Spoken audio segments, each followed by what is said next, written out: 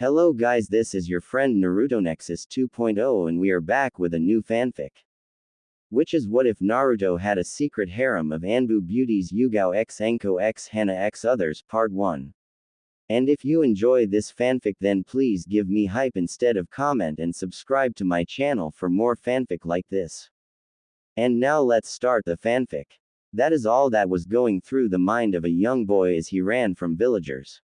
Some of them ninjas, some farmers, shopkeepers, and many other professions that can be found in the Hidden Leaf Village.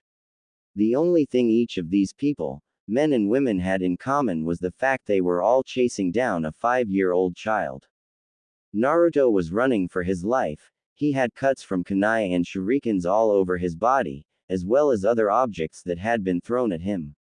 He did not understand why though, he just wanted to come out and enjoy the festival like everyone else. The people always celebrated this day, the day that the Kyuubi was defeated by their great leader, and the day that they lost their greatest hero, the Yondaime Hokage, and his defeat of the nine-tailed demon fox, Kyuubi. That is, the Yondaime sealing the Kyuubi inside of a human child, and dying from the process of doing so. That child was the one who was currently being chased down by the villagers for trying to take part in the festival. The villagers saw this as an insult, the demon child coming to mourn and take part in this festival. So they did what anyone would do to an unwelcome guest, they chased him away and told him to leave. That would have been the end of it, if many of them had not already been drunk from sake, and other forms of alcohol that they enjoy on such occasions. These people decided to take it further, and chase the child down, and make sure he remembered not to come. Some even went to make sure the child would never see another day in his life. This is what brings us to the young Naruto running down alleys and down the streets of the village. He was running for his life, and he had no idea why.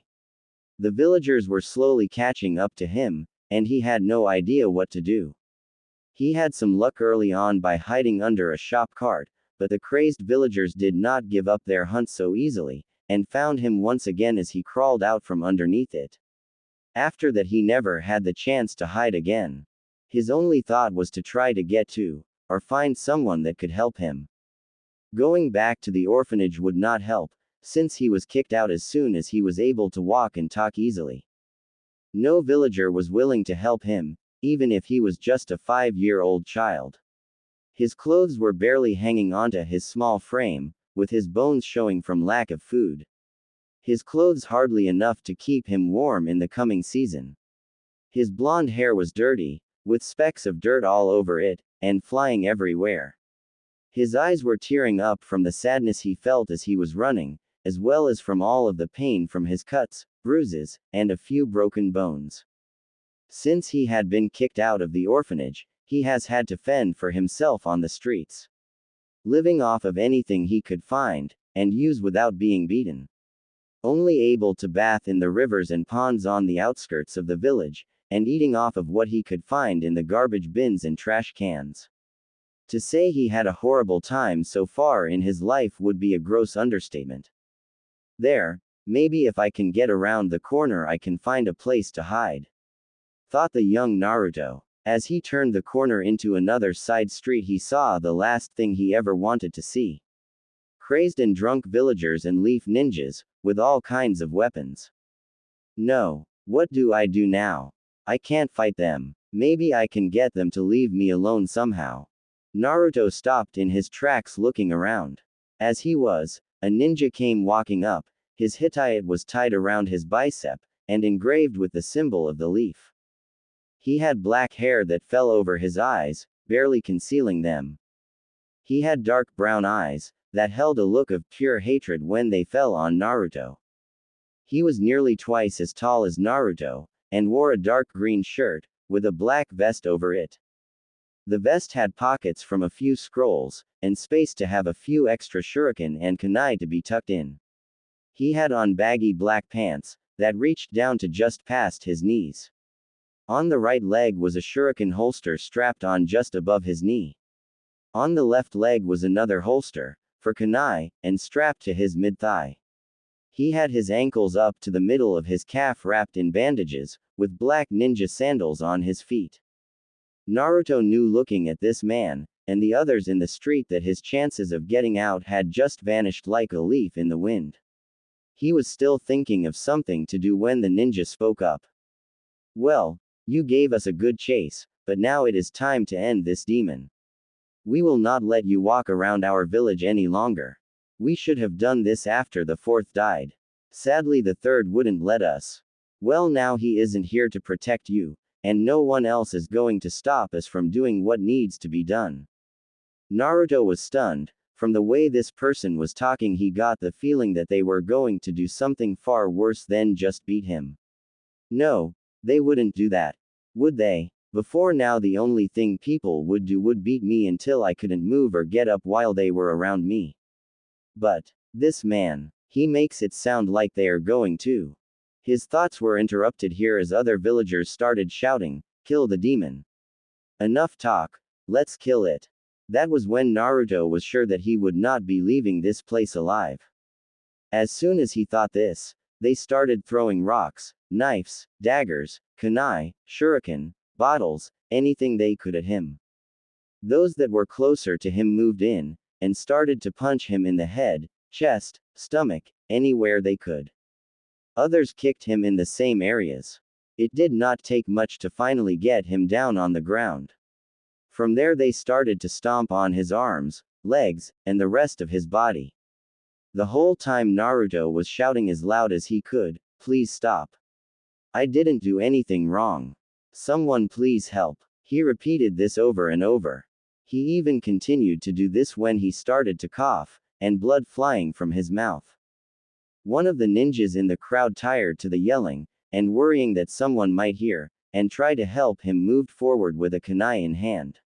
As he neared Naruto, he placed the kunai to the child's throat and pushed, just barely cutting the vocal cords, and ending his pleas for help. From then on there was only the sound his gurgling coming from the boy.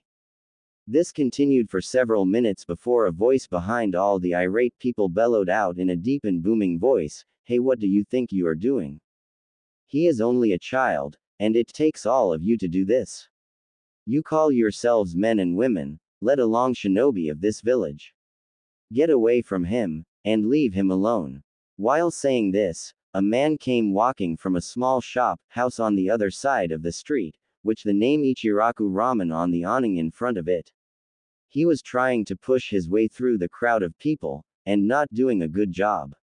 After catching a glimpse of Naruto down on the ground, he turned towards his shop and yelled, "Ayame, run and get the Hokage, and try to find some help. Run. Hurry. This kid may not last much longer." With that said, his daughter took off in search of the Hokage and help for her father. She ran down the street yelling for help, and calling for the ANBU to come. Back with her father, he still had not made it halfway through the crowd, and was fearing how much longer the young blonde could hold out. He was still fighting through the crazed people when he was hit in the back of his head with some unknown object, and fell to the ground. He landed face first on the ground, and felt the back of his head. Bringing his hand to where he can see it, he saw his own blood. As he tried to stand back up, he was pulled to the back of the crowd and tied up by many of the villagers. Once the villagers were done, they spoke, saying, "You are lucky we don't kill you along with the demon brat there. We got no room in this village for those who would protect the likes of him. Now just sit here and watch as we finally kill that brat." With those last words spoken, they tied a piece of cloth around his mouth to prevent his cries of protest and anger. Back with Naruto, he was barely able to keep his eyes open. They were slowly closing as he lost his grip on any conscious thoughts. The last thing he saw was himself curling up in a fetal position in an attempt to stay alive just a little longer, and lessen the damage being done to him. Finally his vision faded, and he no longer saw the alley crowded with people calling for his death. Instead he found himself in a hallway. Looking around, he noticed pools of water that went up to his ankles. There was very little light for him to see, and many pipes going back and forth down the hall. He was laying in a puddle of water, and wondering where he was when he heard a voice calling him. "Pup, Walk down the hall, and follow it.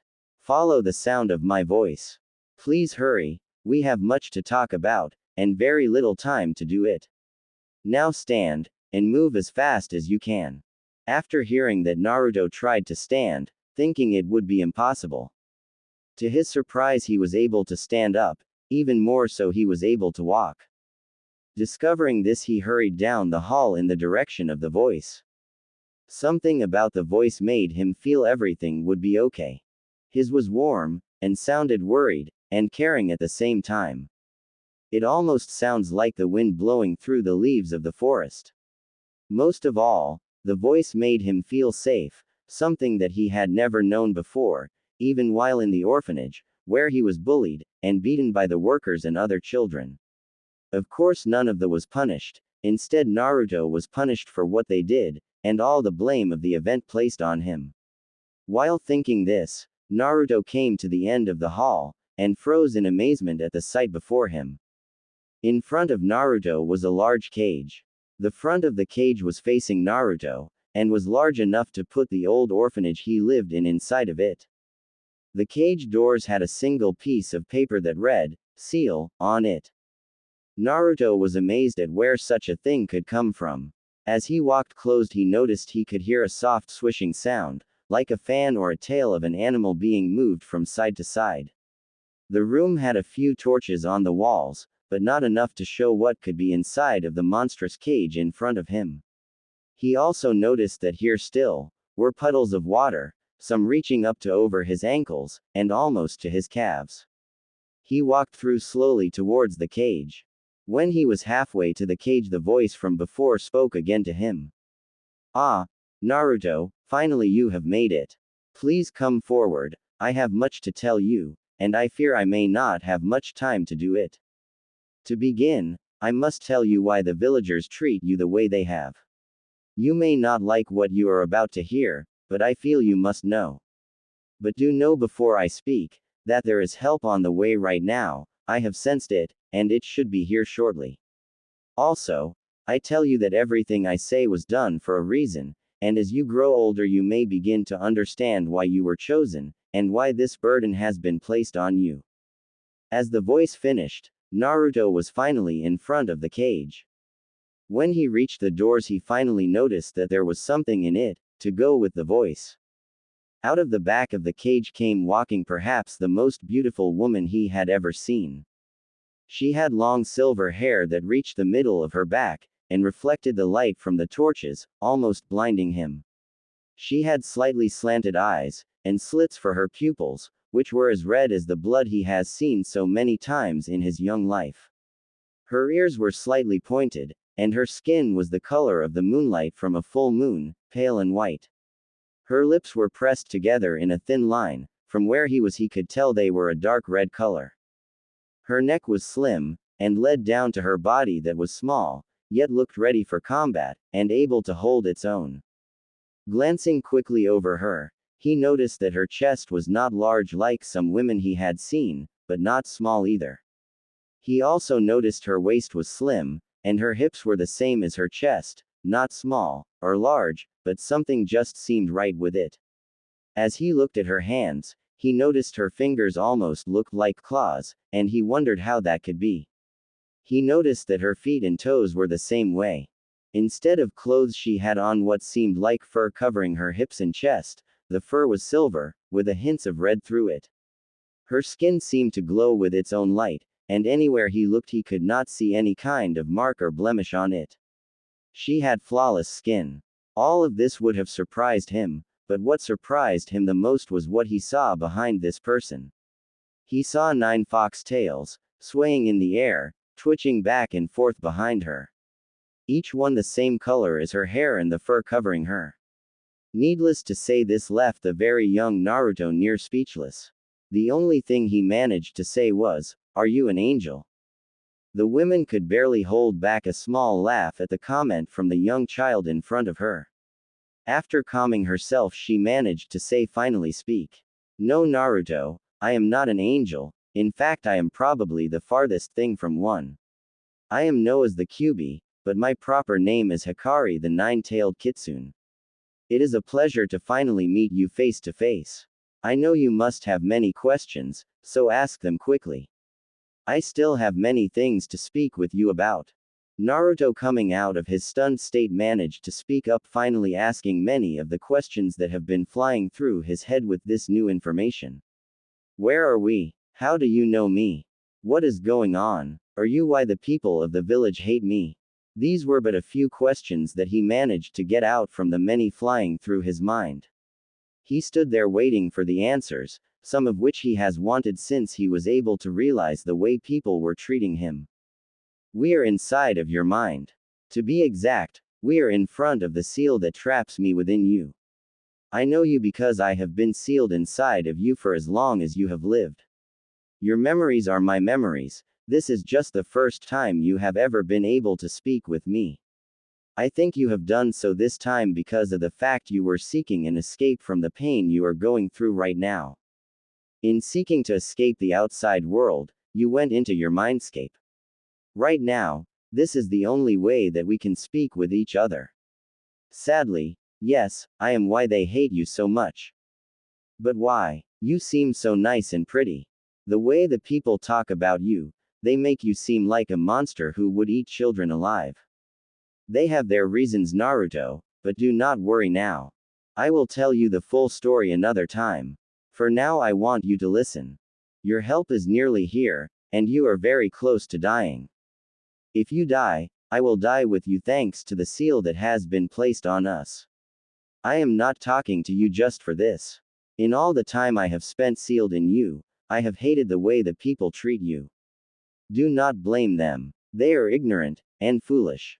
They do not know all of the story concerning why I came to your village.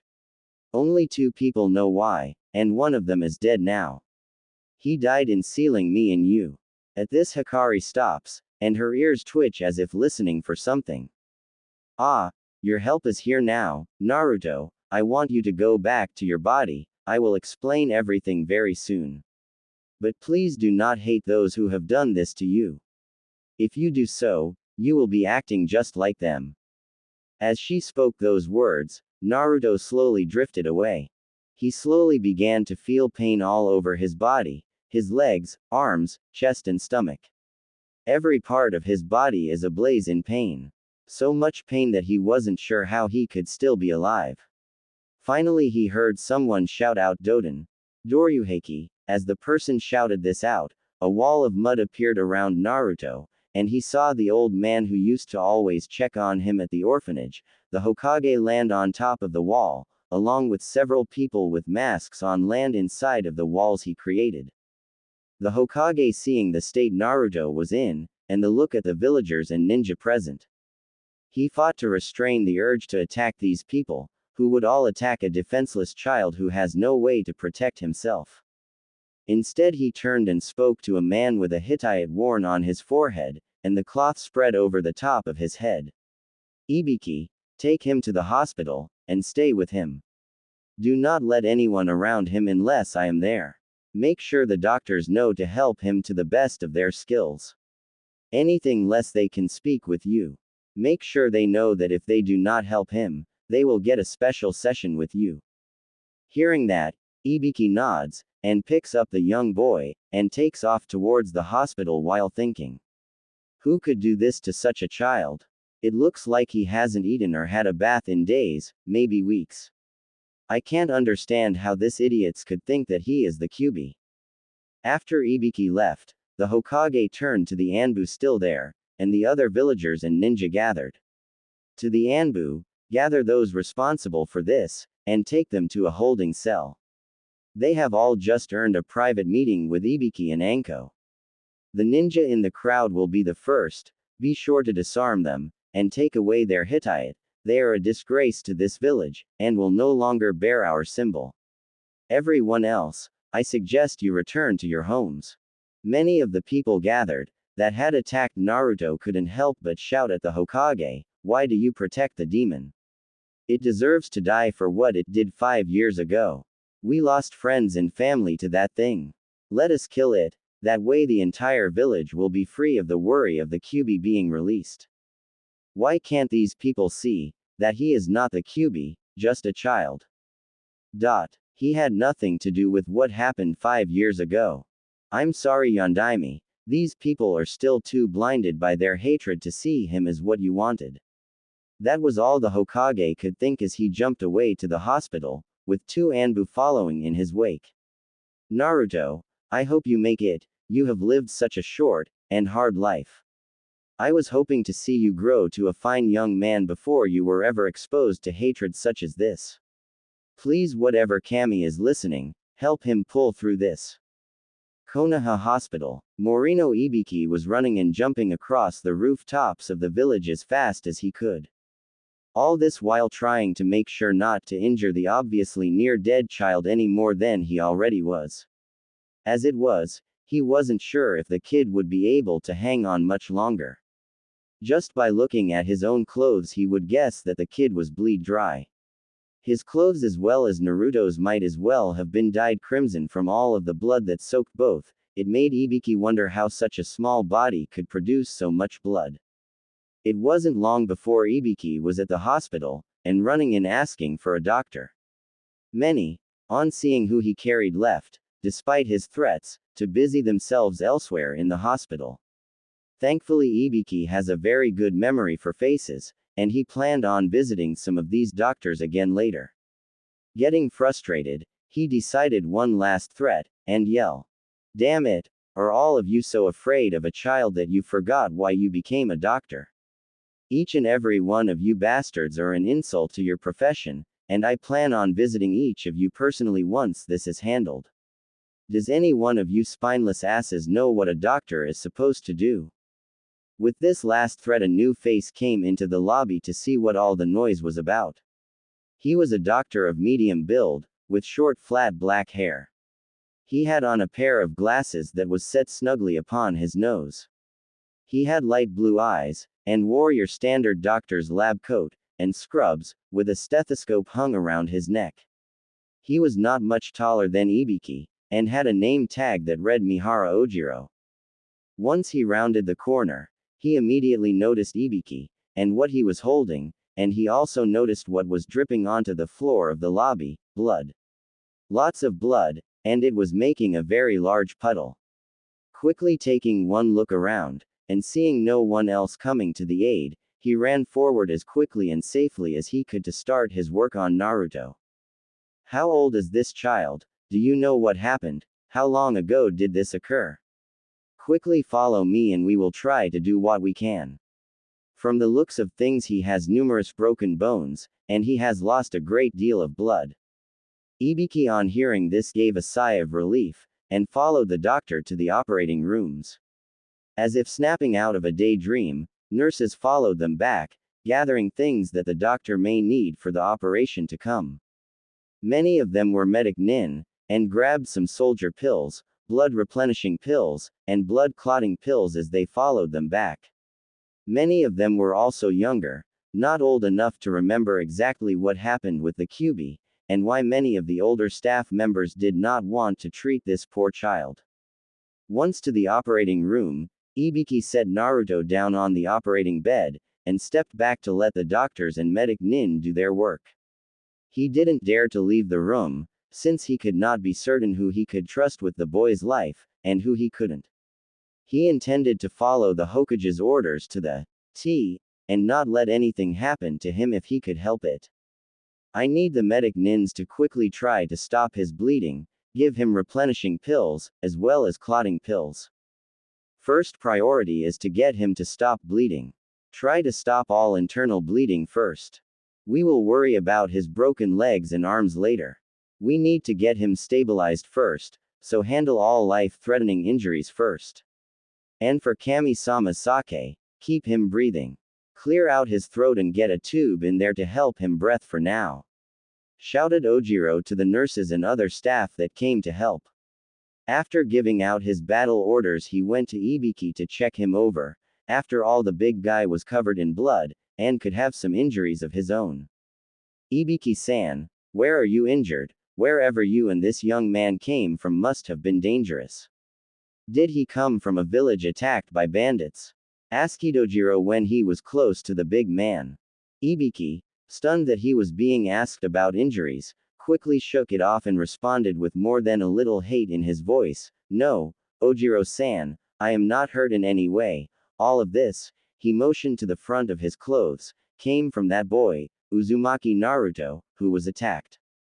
Here he then took a deep breath, obviously trying to calm himself down. He was attacked by our own villagers, for something he has no control over. Even some of our own shinobi attacked the poor kid. He is only 5 years old, and doesn't look like he has seen a decent place to eat, sleep, or bathe in some time. When Hokage-sama, a squad of ANBU, and myself came across him, he was lying in the middle of an alley, surrounded by his only village being beaten and stabbed. Again the big man had to stop and calm himself. To Ojiro, Ibiki was visibly shaking with rage, as he recalled the events of earlier that night that brought him to the hospital. Had it not been for the Hokage asking us not to hurt them unless needed, you would be a very busy person right now, so would the local marble carver and coffin maker. If me and the ANBU left any trace of the bastards. They were monsters and savages, attacking him relentlessly, hell-bent on killing the boy. But no, I wish some of this was my own. Sadly this is all from Naruto. I didn't know such a small body could hold so much blood in it. I look forward to having a session with those bastards that did this to him. They will get the same treatment that they gave him, but 10 times worse. So I hope you have a wing cleared for some incoming patients in the next few days." Hearing this, Ojiro was stunned. How could our own village do something like this to such a kid? I know the QB is sealed in him, but honestly, he is just a child, he is not the QB. If he was, he would have killed them himself for what they did. That's not all, Doc. If I were you, I would start looking for some more staff here as well. Puzzled, Ojiro had to ask, "What do you mean? We have enough staff here to deal with any kind of problem. We would be able to keep running through a war if we had to." Ibiki couldn't help but give off a deep booming laugh at this. "Oh, you may have enough now, but when the Hokage finds out what some of your doctors and nurses did when I came in, you will be short-handed. They would be lucky to get away from this with their heads still intact." Ojiro gave Ibiki a puzzled look before Ibiki continued with his explanation. "When I came in asking for help, none of the others would help him. They just called him a demon, and said he deserved to die. No one was going to help him. That is until you came into the lobby. You were the only one who came to help him. No one else would have touched him with a 10-foot pole. They would have nothing to do with him, only seeing him as the QB, and not the innocent 5-year-old boy he really is. No, Doc, you may be short-handed soon, because it seems many here have forgotten what it means to be a doctor, nurse, or medic nin. They forgot they vowed to help any person when they are in need of help. For that, they deserve whatever punishment they may get from the Hokage." Ojiro couldn't help but agree with the Jonin. Those doctors who forgot their oath to assist all in need of medical help did not deserve the title of doctor, nurse, or medic nin. They were a disgrace to all others of that profession, trying to play kami, and deciding who lives and who dies. As long as a person has a bit of life flowing through them, they should be helped till the last drop of life is drained out of them. Anyone in the medical field who could not do that deserved the harshest punishment that the Hokage could come up with. To say he was disgusted with the way his colleagues acted would not do his feelings justice. Who is the real demon here, this innocent child, or those who attacked him, and refused to help him? Ibiki-san, I do not know what to say. From what I can tell, Naruto has multiple broken bones. I wouldn't be surprised if most of the bones in his chest were broken, as well as punctured his lungs. From here you can tell yourself that both his arms and his legs have been broken.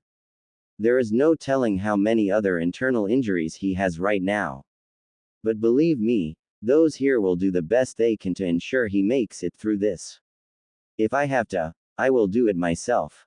Ojiro stops here to shake his head and he watches the work of the staff. I cannot help but wonder who the true demons are.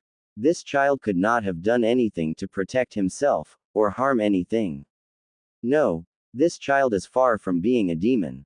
I would say that those who did this to him are the true demons. Those who would not lift a finger or voice their protest, or aid him are the true demons. As a doctor, it pains me to say this, but I honestly hope they suffer the same pain, if not more than what was done to him.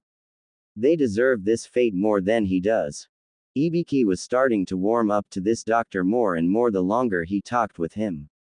This person obviously knew what it meant to be a member of the Hidden Leaf Village. He knew that protecting those around you, and helping those around was as important as anything else. That is where the leaf got its strength, by helping, protecting, and fighting for everyone that is a part of the village, no matter who they might be. If they were in trouble, and needed help, the leaf was supposed to be there for their own. Mihara-san, please, just call me Ojiro, there is no need for things like that. Ojiro, I have a feeling we will be seeing a great deal of each other in the coming weeks. What are the odds of him living through this?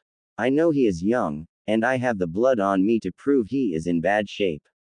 Not to mention the cut those sons of bitches did to his throat to keep him from calling for help.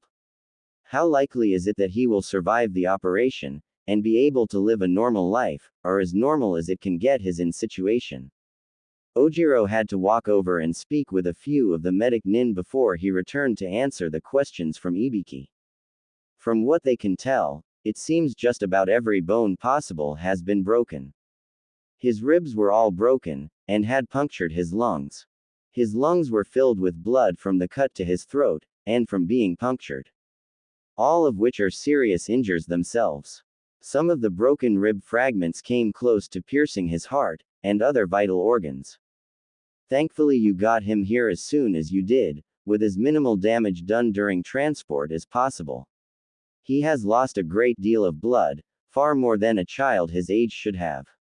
That is very strange. It seems as if his body started to produce more and more blood to compensate for what he lost. I would have to say that is perhaps the only thing that has kept him alive so far. Ibiki was not a weak man, he had inflicted his shares of wounds, and received his fair share in return throughout his life and career as a torture expert. But hearing all of this done to someone that wasn't even as tall as his knees pulled on strings he hadn't felt in a long time. This pulled greatly on his heart, creating a sadness he has not felt in a long time. At the same time, this angered him beyond belief. To think grown men and women could do this to him. Ibiki was looking forward to his days he spent with those bastards. And to think, Anko might be helping me out. I wish I could feel sorry for them. But they deserve no pity for what they are going to get. They lost all hope of that the second they decided to attack a 5-year-old boy who could do nothing to stop them. I hope Hokage-sama takes the leash off when I am allowed to handle them. From the cut to his throat, it doesn't look like we will be able to do much for his vocal cords, or voice box. Even with the most skilled medic nin and doctor here we may not be able to save them. So he may lose all speech ability. Only an active Kami would be able to give that back to him. Kami is going to be working overtime with him as well. His injuries are so numerous, and severe that he may be in critical condition for some time. We may leave him in a special room for observation, with me and any other trusted person watching over him 24 hours a day, 7 days a week until he is stabilized. That may not be for some time however. From the looks of it, he is in a deep coma right now, and may never wake up from it. He has probably suffered severe mental damage from this attack as well, with his body being overloaded with pain. That is not surprising seeing how he is so young. Even most adults would have a hard time fighting through whatever pain he was put through. I wouldn't be surprised if some of the shinobi could not fight through it. Here the doctor had to stop, and ponder what they could do to help Naruto more. I'm just afraid there is nothing else we can do for him. We might be able to make sure he lives, but what kind of life would he have sitting in a bed connected to machines and tubes for the rest of his life? Ibiki couldn't help but tear up a little hearing this news. Here, a young life might be snuffed out before it could even see anything of the world.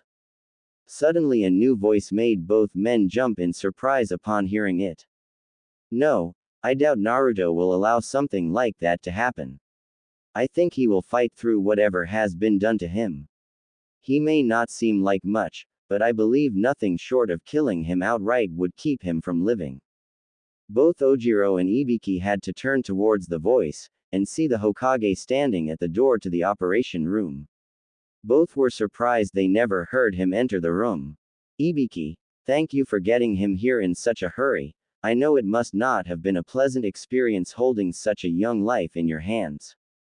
Thanks to you, he may live to see another day. Ojiro, I wish to thank you as well for helping him, and your staff. To say that I am disappointed in the behavior of many in this fine hospital is an understatement. The Sandaime couldn't help but let out a small chuckle as a thought went through his mind. If she was here, she would make sure each of them were made a permanent part of the Hokage monument, or at least given the hospital enough holes to make it look like a wheel of cheese. She might even have been able to help him.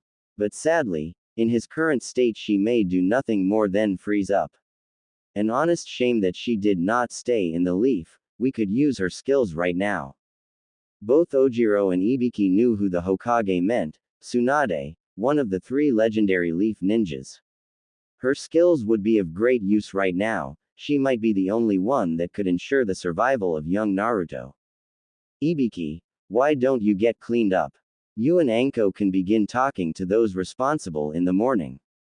But please, try not to kill any of them just yet. For what they have done, they do not deserve to die in one of your torture rooms. They have broken my law, and the punishment for that will be a public execution. I will not tolerate this occurring again. I made a promise to the Yondaime that I would protect Naruto, and it seems I have failed him so far. I will not fail him again if I can help it. I may not be able to make the village see him as the hero he is, but I will be damned if I will sit by and let them try to kill him again. Just looking at Naruto makes my blood boil, and my temper rage. Now I wish I had done something more than just separate them from Naruto when we first got there. Ibiki nodded in agreement with the old Hokage. He wanted to teach them a lesson as well when they first got there. But he still has his chance in the coming days. No, he wouldn't kill them, but he will make them wish he would. He was going to make their lives of those people a hell on earth in the coming days and weeks. Ojiro had to wonder how bad this could have been, hearing the normally mild-tempered Hokage speak in such harsh terms, towards his own villagers nonetheless. This must have been more severe than it looked when they brought Naruto in. He shuddered to think of what the scene of this incident must have looked like when they came to it. A shiver went down his spine thinking of what the obviously enraged Ibiki would do to those who took part in this. He, like Ibiki, would not feel sorry for them, but sadly he would heal them if he needed. It was his oath as a doctor to help those in need.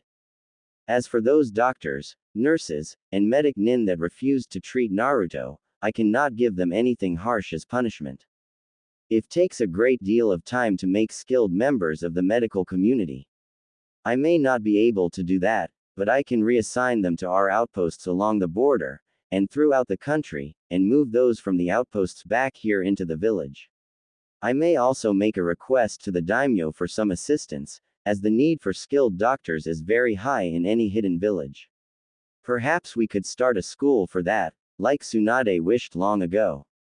Ibiki and Ojiro just nodded in agreement to the Hokage. What he planned on doing made perfect sense.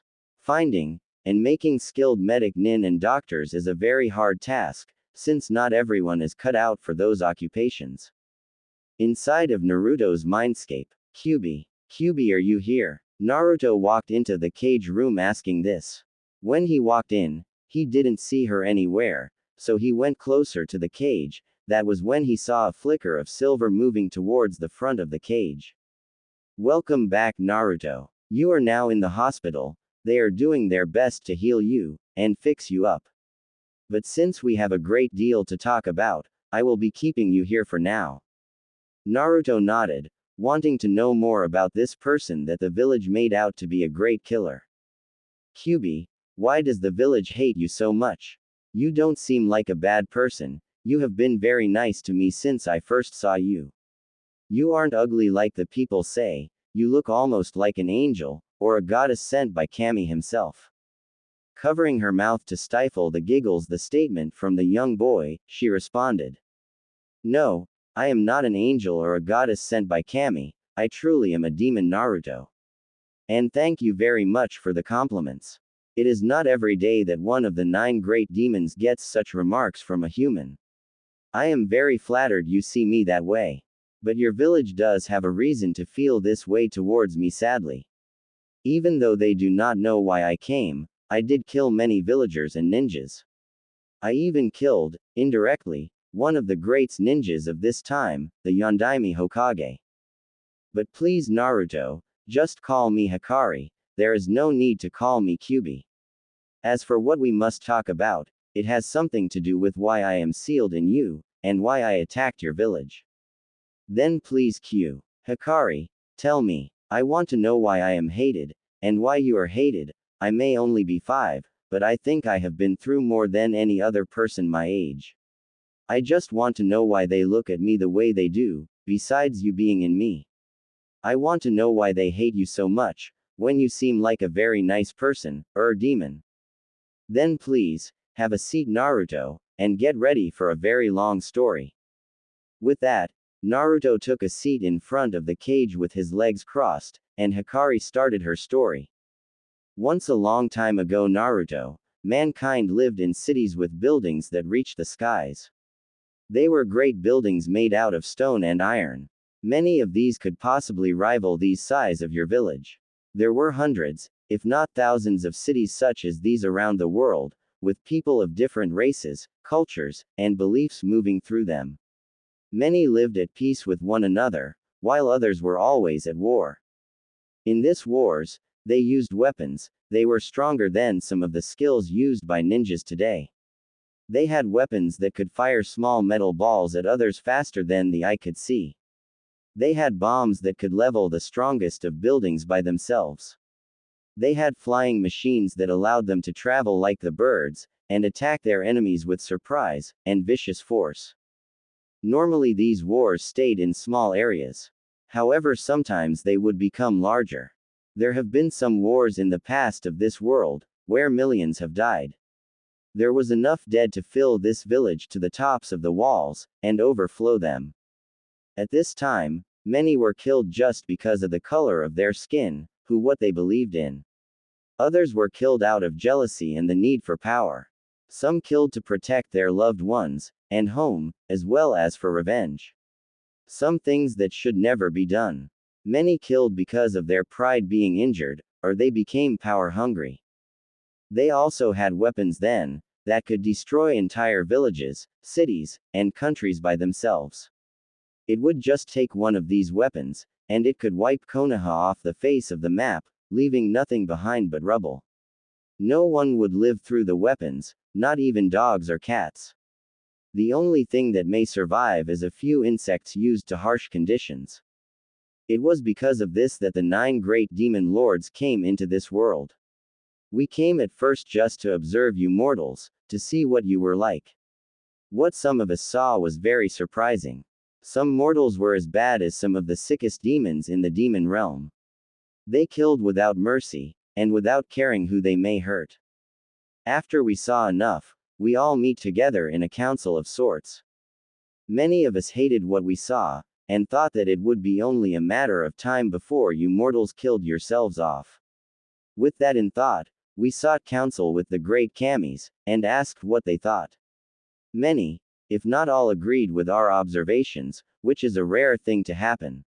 Having both, the greatest demons, and the Kamis agree on a single topic is very rare.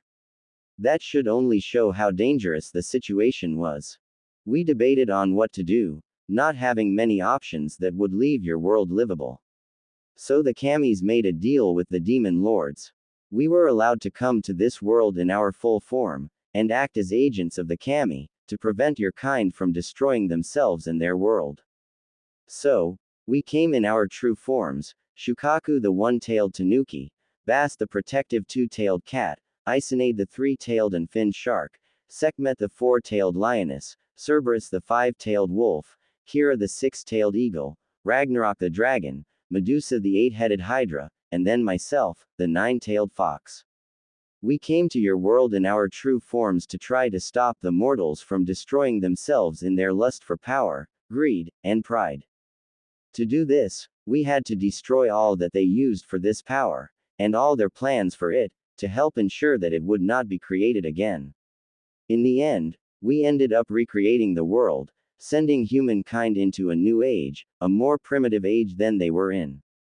That was thousands of years ago, and many have forgotten those times.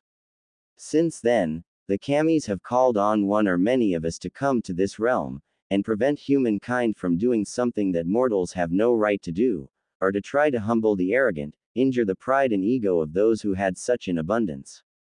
To make the extremely wealthy poor, to teach lessons to those who needed one taught to them. This is also what brought me to your village. I was called because there was a mortal who was seeking something no mortal has a right to claim, immortality. This person, named Orochimaru, sought to gain power by becoming immortal, and wanted to become immortal to gain power. He had broken several laws set by the kami. When this happens, the kamis would call upon a demon lord, or lords to come and help to fix the problem. So I was called to assist in this event. I made my way to Konoha, seeking Orochimaru, and along the way I was attacked by several followers of his. All wearing the leaf headband, so I believed sadly, that the village was in support of his goals. So I came to the village seeking him, and in the process I killed several honorable shinobi, and poor villagers that happened to get in my way.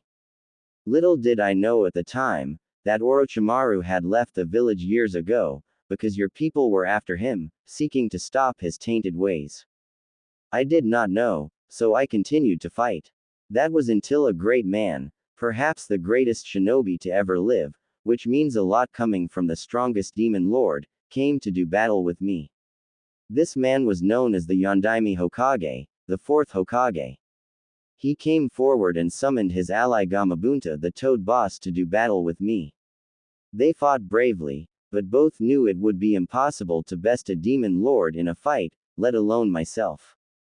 It turns out they were only fighting a delaying action, seeking to hold me back while a ritual was prepared. Before starting the ritual, the Yondaime did something no others bothered doing. He asked me why I was attacking. Seeking a peaceful solution before doing something that could not be undone.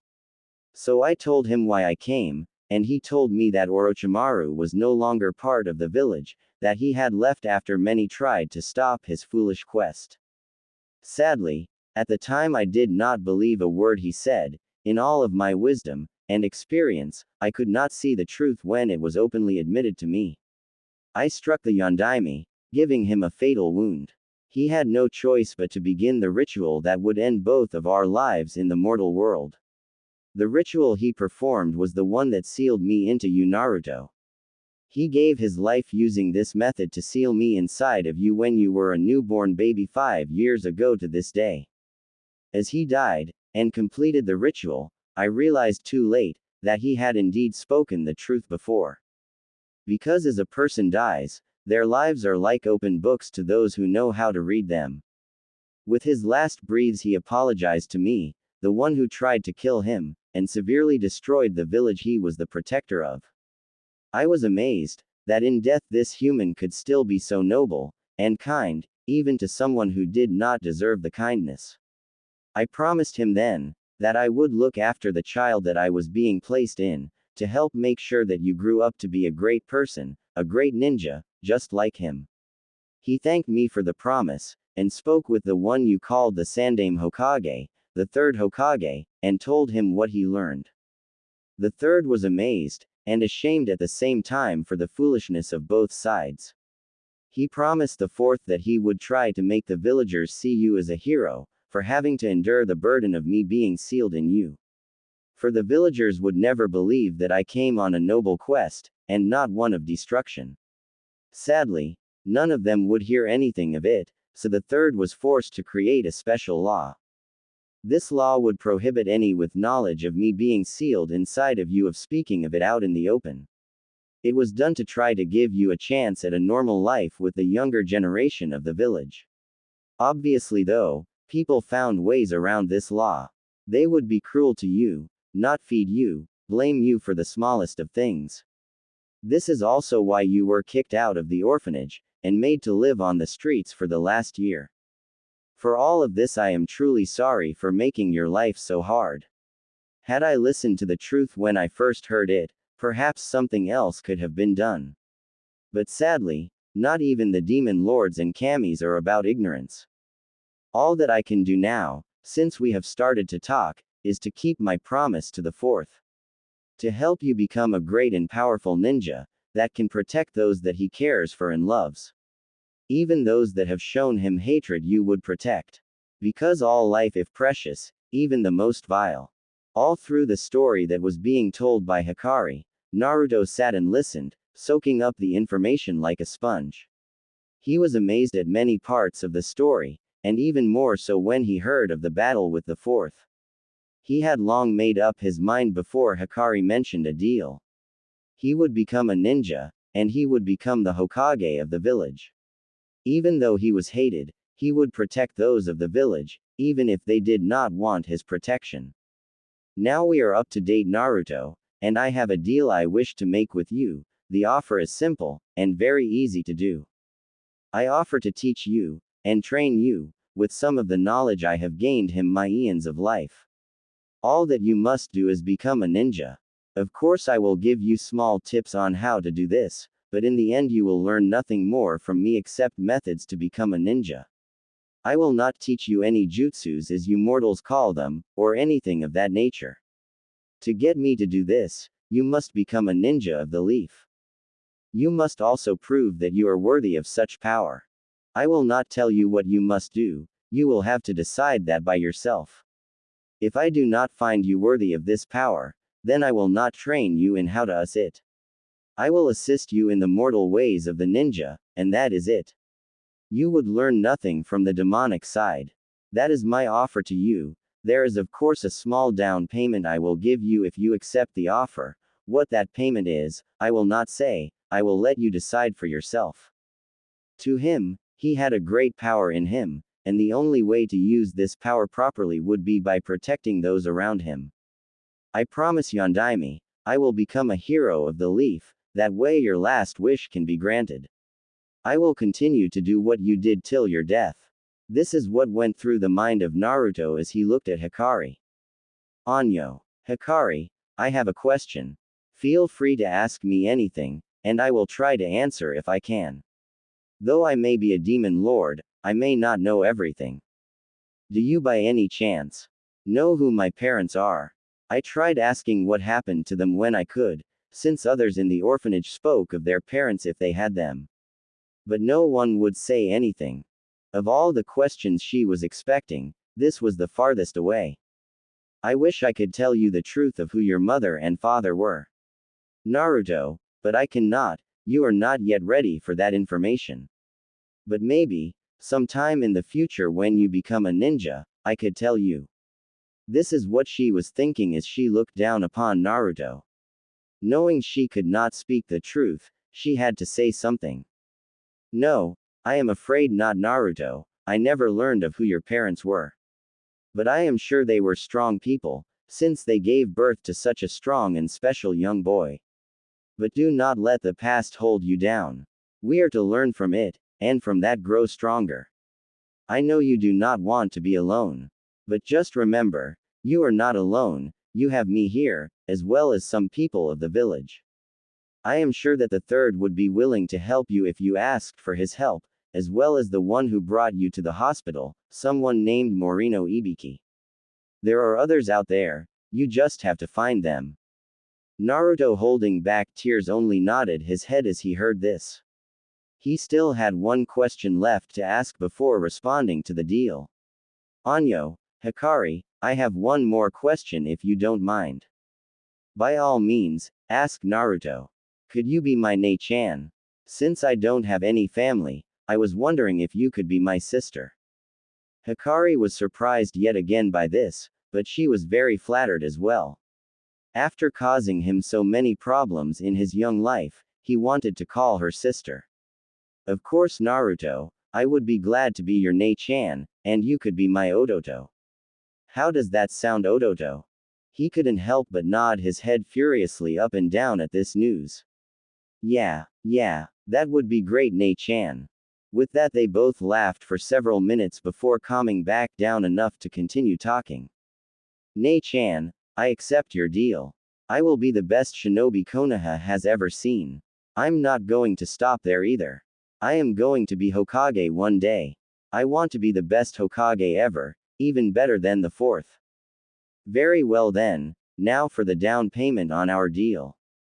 First, you will gain senses like mine. You will have the sight, hearing, taste, and smelling abilities of the kitsunes. Secondly, you will be able to heal quicker than normal people. This is another one of my powers that I am granting you. As we speak, it is already starting to work. Right now it is not as powerful as it would be when you grow older. So it will not heal all of your wounds completely. With you as badly hurt as you were, it will leave several scars on your body where the most severe wounds were. As you grow older, the healing power will grow stronger, and heal you enough to where it will not leave scars. I cannot fix old wounds, so your scars will stay if you gain them before then. So do not get any ideas that you are invincible, Odoto. You can still be killed, and severely injured. Do not let this go to your head, do you understand? Cool. That is cool, Nei-chan, thanks. Don't worry, I don't plan on making today an everyday event. At least not if I can help it at least. Hikari couldn't help but smile at this. Odoto, I have one other thing, the power of the kitsune illusions. This is normally used by the younger kitsune, to protect them, so it is only fitting that you should gain it as well. With this, when you are in danger, it will make you blend so well into the surroundings. No one would be able to see, smell, or sense you when this happens. As you grow older, you will be able to control it better, and use it when your life is not in danger. This is one of the reasons why we kitsunes are tricksters. So be careful with it when you use it. If someone knew you were able to use a demon techniques, things would not be pretty. Yes. Thanks again, Nei-chan. I guess I can't tell anyone about these though, can I? Since I wouldn't know who I could trust and all. I would say there is only one person worth telling, as he will always be there for you, and that would be the Sandame. He deserves to know that we have talked, and that you know about me. He may also be able to help you become a ninja, just do not tell him about our deal. He may not like the idea of me teaching you my demonic skills. Okay. With that, both settled into a comfortable silence. Hikari was about to say something, when she noticed something strange with the healing powers. This is odd. It seems most of his injuries have healed enough to heal naturally in a few days, except for one. This could cause some problems for Odoto. Without this, he may not be able to become a strong ninja like he wants. How do I tell him that he may have lost his voice forever? Hospital room. Ojiro-san. Ojiro-san. Something is happening to Uzumaki Naruto. When Ojiro heard this, he jumped from the cot he had been laying in and followed the nurse to Uzumaki Naruto's room. As he walked to the bed, he noticed something was off. He couldn't place it at first. That is until he got closer and had a better look at the young boy's body. This is impossible. A few days ago he was barely hanging onto a small thread of life. Now nearly all of his wounds have healed. I must tell the Hokage. Go get the Hokage. Tell him it is urgent that he gets here as soon as possible. Hearing that, the ANBU, with silver hair, and a dog mask, vanished in a puff of smoke. Hokage office. It had been nearly 2 weeks since the incident with Naruto and the villagers. Ibiki and Anko were still having a little too much fun with the unlucky shinobi involved in the incident. The Sandame was enjoying the silence, something that has been in short supply in those 2 weeks, when a puff of smoke appeared in front of his desk revealing a silver-haired ANBU with a dog mask on.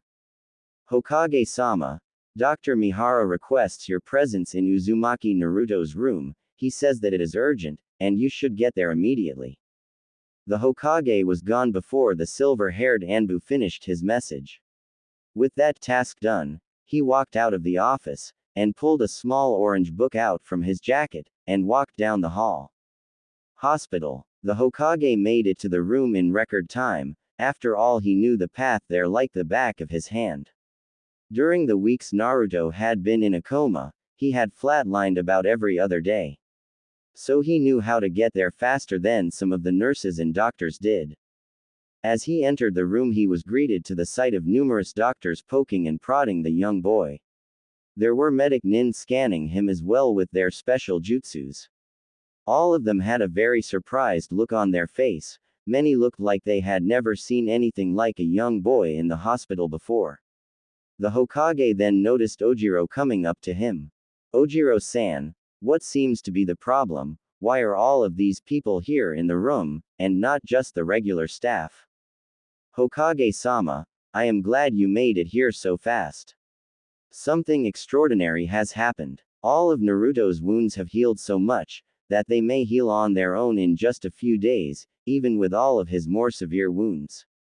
It is amazing, no one has seen anything like this before. To say the Hokage was surprised would not do his reaction justice. He stood there, looking at a young boy who had been knocking on death's door several times during the week, and running away like a bad joke. Now the boy was nearly back to perfect health. There could only be one thing to explain this, Kyubi.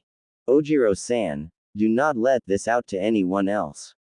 His medical files are now an S-class secret in this village. Should he come back to the hospital again, he is to see you, and only you. You have just become his official doctor. As such, you are the one who will give him all of his physicals, and other such exams. Swear all others to secrecy, and make sure they know what will happen if they leak this. If they have a problem with this, they can come and speak with me directly in my office. The doctor could only nod dumbly at this news. He was glad just like everyone else that the boy was okay, but to make this an S-class village secret. This could be a new bloodline that had just activated. Then it hit him. This wasn't a bloodline, it could only be one thing. Kyubi is healing him. I suppose it makes sense. If the boy dies, then Kyubi would die too. So I guess the damn demon is finally making itself useful for the poor kid. He nodded, and went about filling out all of the needed paperwork, and letting all those present know about the Hokage's orders. Naruto's mindscape. Ototo, I have something I need to tell you.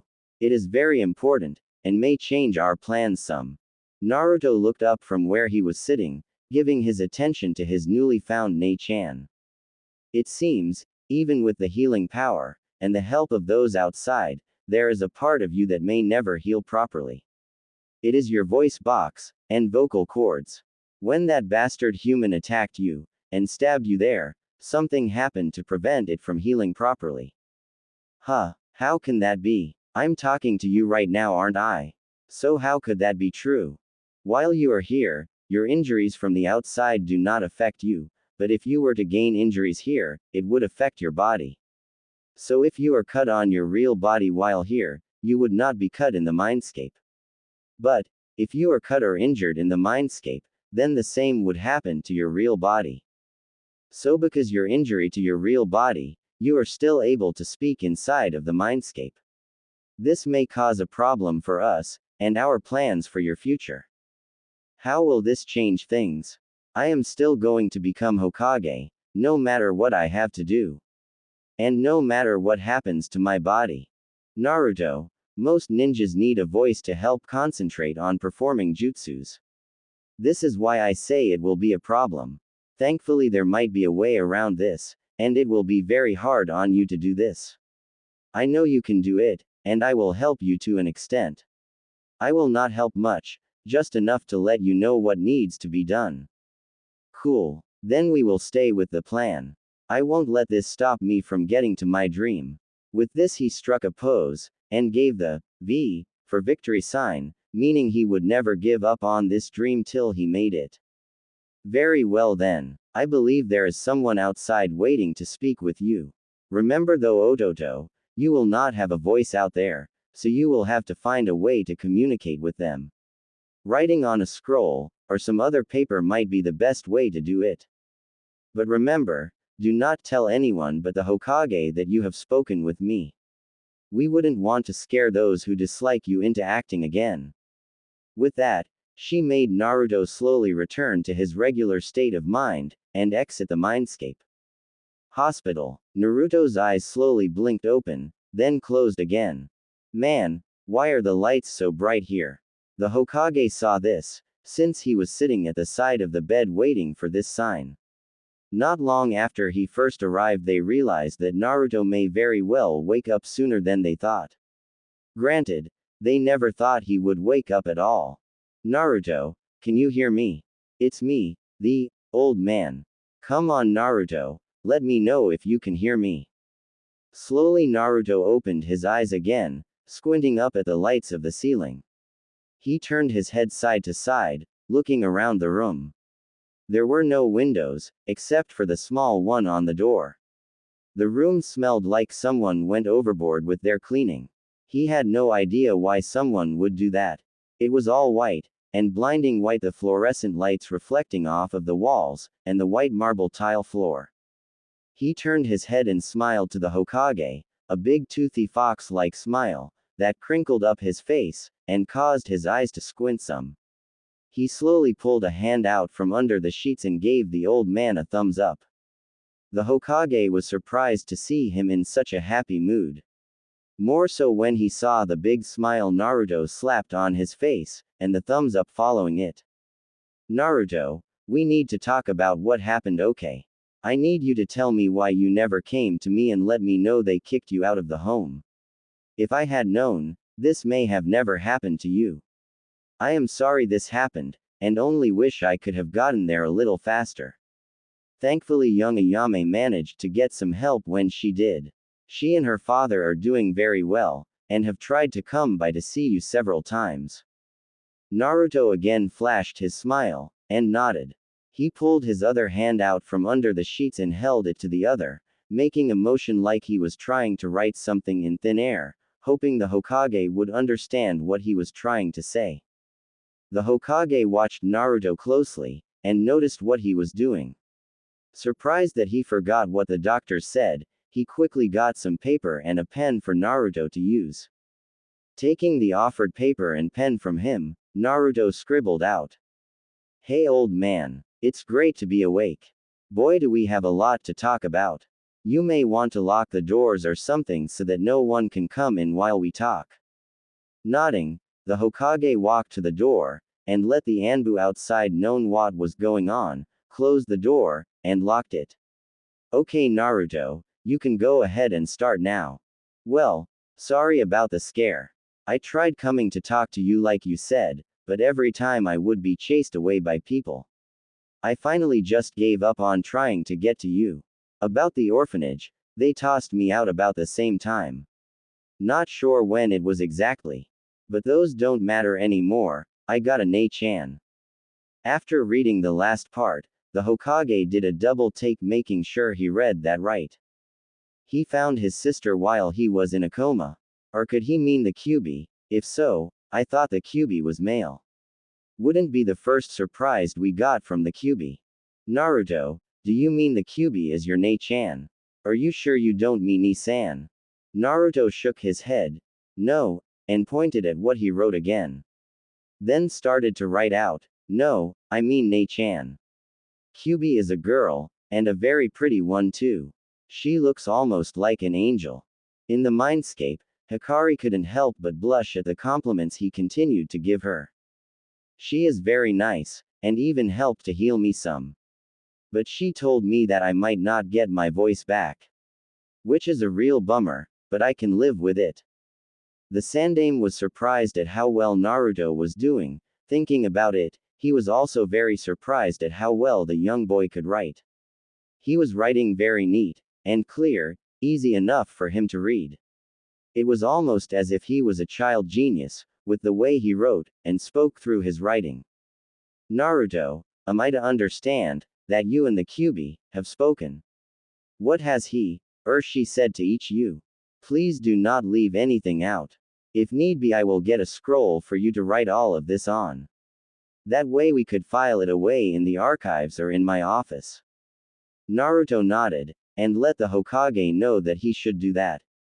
After a few minutes, an ANBU knocked on the door with what the Hokage asked for. With that done, he got a rolling table, and brought it over to Naruto with the scroll rolled out and open for Naruto to use. With that, Naruto began to write out everything that happened that night 2 weeks ago. He told the Hokage everything, except for the deal made with Hikari. As Naruto got to the part of wanting to be a ninja, and dreaming to become the Hokage of the village, the Sandaime was utterly surprised. This child, who could not, and may never be able to speak another word verbally, still wanted to become a ninja, even after hearing from the Kyuubi, know his Nei-chan. This is going to take getting used to, not to mention that her name is Hikari. That was something she never told used 5 years ago, that it would be very hard to do. But who was the Hokage to deter him from such a dream? He would back him up from the shadows as best as he could. With that in mind, he made a mental note to register Naruto for the Ninja Academy as soon as possible. He was also very interested in what he heard about the gifts that were given to Naruto. He was very thankful when he heard about the Kitsune illusion technique, but he feared what Naruto may do with it as he learned to control it. He could already feel the headaches coming to him. After all this was done, the Hokage still had one question left for Naruto. Something was just bothering him about the way Naruto was able to write so fine and clear. Naruto, I have one more question before I let you get some rest for the night. How are you able to write so well? You couldn't have learned it from anywhere, due to the sad events that have happened. So how have you learned to write so clearly and neatly? Naruto was stunned when he heard this. Everything he was doing just felt so natural. But now that he thought about it, he realized that he had never learned to write very well. He did the only thing he could think of. He asked his Nei-chan. Nei-chan, do you have anything to do with this? I've never been able to write like this before. It almost seems like someone took over my body or something. Naruto heard a chuckle in the back of his mind from the mindscape. He knew she had something to do with it. Ototo, you are smarter than people give you credit. Along with the other gifts, let's just say I jump-started your brain with some of my memories, that way you could talk to people better. I also have something else in mind for you, that I plan on teaching you once we get out of here. After hearing this, he let the Hokage know, and watched as a brief stunned look passed quickly, and left as quickly across his face. Okay Naruto, I think it is time you get some rest. You still are not completely healed yet, so rest up. You may be able to leave the hospital by the end of the week. Hopefully I have something set up for you to live in by then. Seeing how you are still young, I may see if I can find someone to take care of you. You may not believe me, but there are a number of ninja that are worried about you, one being Morino Ibiki. He seems to have taken a liking to you, and has been by every day. I think you will be surprised when you finally meet him. With that, the Hokage tucked Naruto in, and whispered a good night to him. He turned towards the door, and dimmed the lights down before he left the room. Well Yondaime, if anything, he has the potential to become the hero you want him to be. Let us see what Kami has in store for him now. Hopefully the rest of his life is not as bad as his first few years have been. The weeks before Naruto woke up, Morino Ibiki walked into a room under the Hokage Tower. Deep underneath so that those above would not have to hear what went on in this section. This was the area of the Hokage Tower that many people feared. More so when it involved Morino Ibiki. Ibiki was not a special jonin for nothing. He was the head of the ANBU torture and interrogation unit. He was paid to hurt people for information, and as punishment for those who deserved such treatment. He was hardly a person who enjoyed his job all of the time. Most of the time he only enjoyed it when working with newcannons, and enemies of his village. Today though was special. Today it would be his own comrades from his own village, who were not considered newcannons. They were people he may have worked with before. But they also crossed a line recently. These people took it upon themselves to break an S-class law, passed by the Sandaime Hokage 5 years ago. It was made to give a special child a chance at a normal life. At least as normal as possible with what he kept deep inside of him. The people he would be working with today, beat and may have possibly killed a 5-year-old boy. A boy who did nothing wrong, other than try to go to a village festival, he should have every right to attend. Sure, these people may have been drunk, but god damn it, some of these people were ninjas, and should know better. This is what was passing through his mind as he walked into his area and put his work face on. His work attitude consisting of a cruel smile, and cold dark eyes. He was not in his world, where he was ruler, and he could deal with people how he saw fit. The ones he was going to be dealing with for the next week would be put through the same pain that put the boy known as Naruto through. He would deprive them of majority of their food and water, barely giving them enough to survive. He would deprive them of sleep, and any comfort they may think they deserve. Then the real fun would start for his guests. They would each get special one-on-one sessions with him and Anko. There would be the physical torture, and then the emotional and psychological torture. The things he was very good at. This is often why people called him a sadist, and cringed or slowly backed away from him when he walked by. He was content to let them see him that way, as it often meant not being bothered unless of an emergency. It also helped him get the things he needed done faster when he asked someone to do it. His partner, Mitarashi Anko, was another person that had a gift for this trade. She may not express it like himself, but she has her own way of torturing people when they needed information.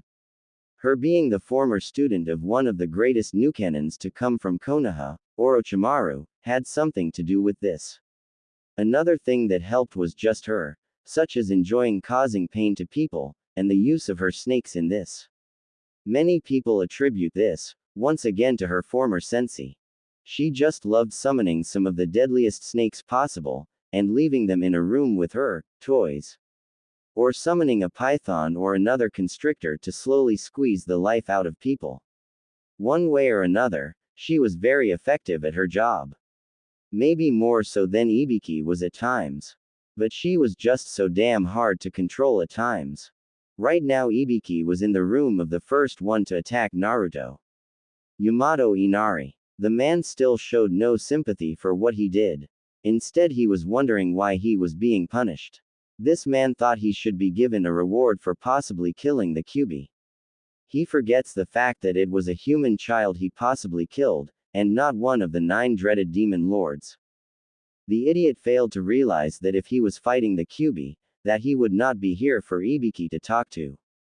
People are so stupid when they are drunk. What the hell am I still doing here, Ibiki? I know the Hokage told you to talk to us, but Aiju thought he was putting on a show for those damn demon loves. Sighing before he decided to respond, Ibiki stated, I hate to disappoint you then Yamato-san, but you are not going to be leaving here till the Hokage decides the proper punishment for those who broke his law. What the hell? How did I break that stupid law? Everyone should know what that bastard child is. That way it could no corrupt any of the other children. Hell, it should have been killed the day the Kyuubi was put into it. Was all Inari could think of when he heard this news. What do you mean, Ibiki? There is no way he could say we broke that crazy law. Oh, I think there are a number of ways he could. First, at the festival, you and many others were shouting out at him, and chasing him, calling him a demon, Kyuubi to be exact. Second, you chased him all through the city doing this very same thing. Third, the daughter of the man that some of your followers knocked out and tied up, heard what you people said. She is not old enough to know what happened, or the law that comes with it. So you see, you and your buddies have broken the law. You will be punished as needed.